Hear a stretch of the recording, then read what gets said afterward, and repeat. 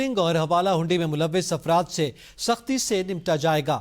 نگران وزیر داخلہ سرفراز بگٹی کہتے ہیں غیر قانونی پریکٹسز کی وجہ سے ڈالر کا ریٹ بڑھ رہا تھا۔ ڈالر کی سمگلنگ میں ملوث عناصر کے خلاف سخت کارروائی ہوگی۔ سمگلنگ کی روک تھام کے لیے جوائنٹ چیک پوسٹیں بن رہی ہیں۔ اب تک 8,000 میٹرک ٹن چینی برآمد کی گئی ہے۔ پیٹرول پمپس نے آئل مکس کرنے کی کوشش کی تو سخت ایکشن ہوگا۔ منشیات فروشی کے خلاف کریک ڈاؤن جاری ہے۔